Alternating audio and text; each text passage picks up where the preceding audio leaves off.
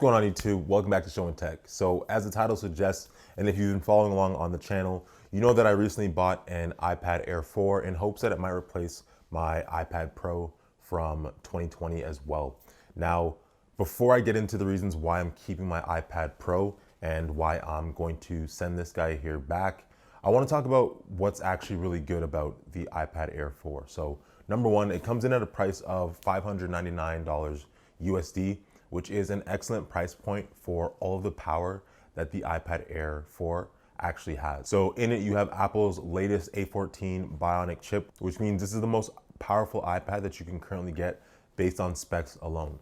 You also get great battery life. It's super portable. It's very light. It has the updated design. Yes, the bezels are a little bit thicker than they are on the iPad Pro, but really the difference I find is negligible. And then the thing that I love the most about the iPad Air is that it comes with this new button up here, or newly reintroduced Touch ID feature, where you just place your finger on the top, it scans your fingerprint, and then that unlocks your device. So someone like me who uses the iPad Pro often for things like presentations and when I'm out and about, obviously now with masks on, it's gonna block your face. Face ID is not gonna work. And for those of us like myself who prefer to use iPads horizontally or in landscape, you know that chances are you're gonna be covering the camera with your thumb when you're holding it horizontally, and then you're gonna get issues when you try to unlock your iPad, or at least that's what always happened to me. So lots of great things about the iPad Air 4, but overall, there were a couple deal breakers that I just couldn't live with. And I'm not considered, or I don't consider myself to be a pro user. I don't do anything more than the average person might do. So I edit pictures in Lightroom, I edit videos using LumaFusion and other things. I play video games, I stream music, I stream videos.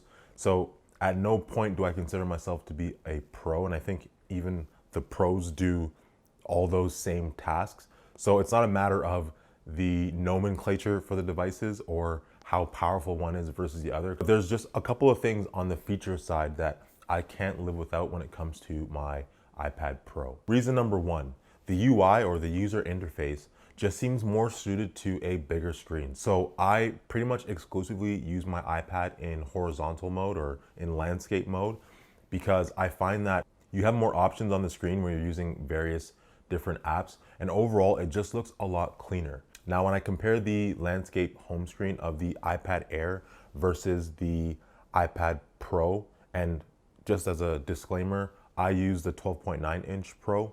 You can definitely see that there's differences there. I just prefer to have my apps and layout more spread out, cleaner, and everything just readily accessible.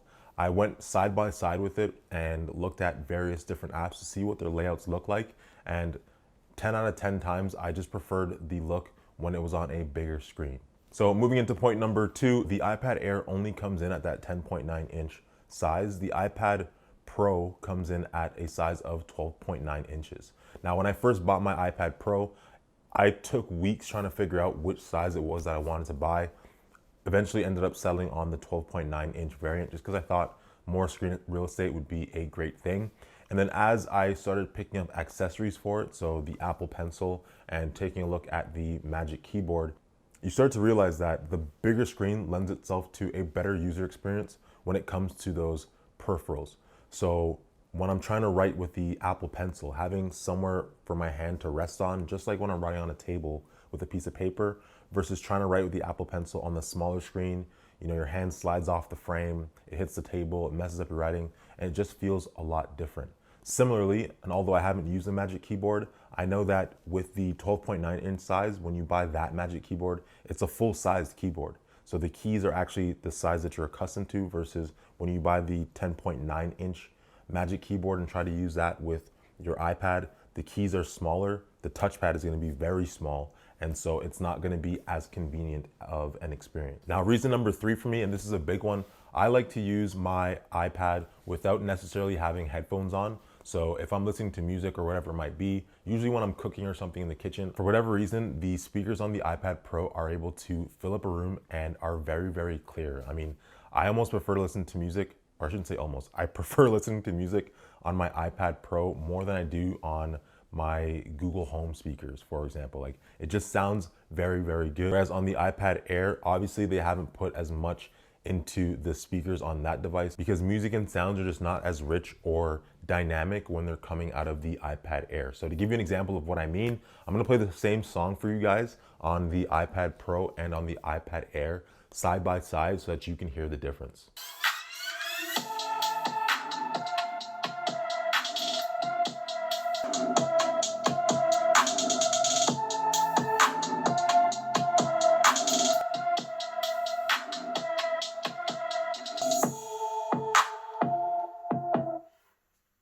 And so that's pretty much it. Like I said, the iPad Air 4 is still a fantastic device. I think that it's the iPad that the majority of people are going to pick because of its price, because of its size, and because of its power.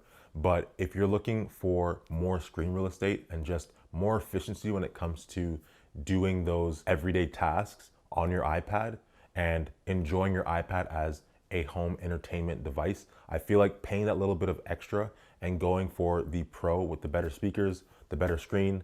And I didn't even talk about ProMotion because that's really not that important, but if high refresh rate is your thing as well, then if you can afford the extra jump in price of a couple $100, then you're definitely gonna get your money's worth by going up to the Pro. But what about you guys out there? I'm interested to know, like, do you guys at home have the iPad Pro? Are you coming from an older iPad and thinking about grabbing the Air or wondering what the differences are between the Air and the Pro? Let me know down below. I'm super curious and I'd love to hear the take that you folks have on that. Hope you guys enjoyed this video.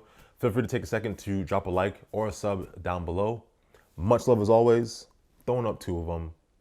And I'll catch you guys in the next one. Peace.